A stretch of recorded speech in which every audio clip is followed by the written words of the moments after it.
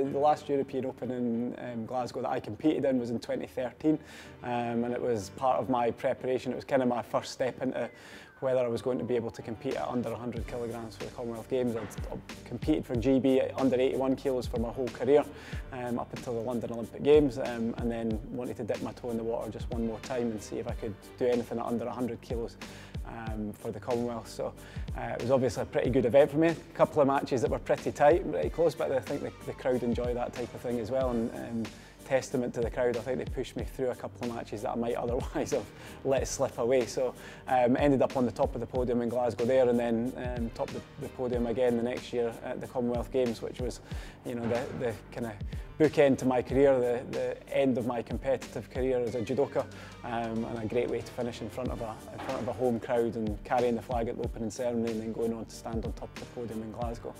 My kind of foray into coaching had actually started earlier than that. As soon as I finished competing in London, I started working with the Sports Scotland Institute of Sport based here at JudoScotland. So I'd been coaching for 2 years up until Glasgow, and I think that gave me quite a good opportunity to test out my coaching, and but also still be able to do a little bit of training and keep myself in contention, so that if the Commonwealth Games agenda did come up, that I could take advantage of that and hopefully add an extra medal for the team.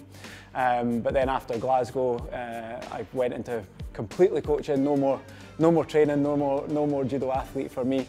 So my sole focus is on initially making sure we can qualify as many of the guys who are looking to qualify for Rio as possible.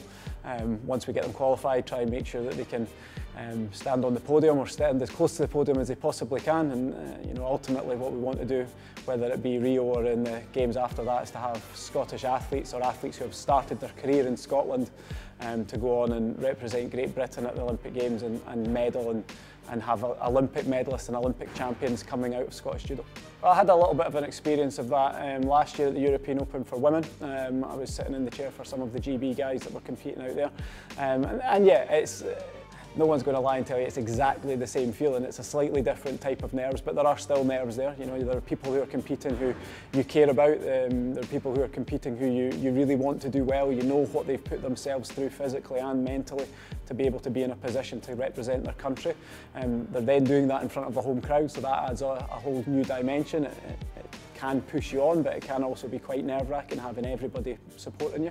But I think we've got some pretty good results there last year with the women, and I expect more of the same this year. It'll be a tough field. You know, it's an Olympic qualification event in Glasgow this time around, and you know, for some of the guys, a gold medal here could nudge them over that finish line and be the difference between them not qualifying for Rio and qualifying for Rio. So it's a vital event, and whenever an event's that important, there are nerves for the athletes, but there are also certainly nerves for the coaching staff.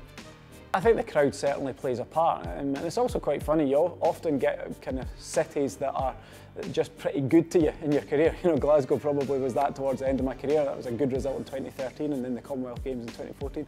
I had that equally in Tokyo. You know, I got some of my biggest results out in Japan, and won the Grand Slam in Tokyo. Also medalled another year there and won one of my World Championship medals in Tokyo. So you know, it is strange how it happens where some places just kind of feel right for you and manage to help you, spur you on to those podium level results.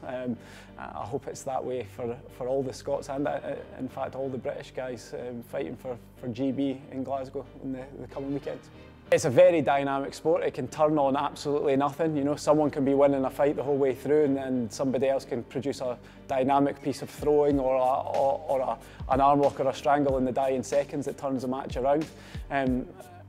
Ultimately, it's a fight, and I think watching two people actually fighting each other is pretty intriguing.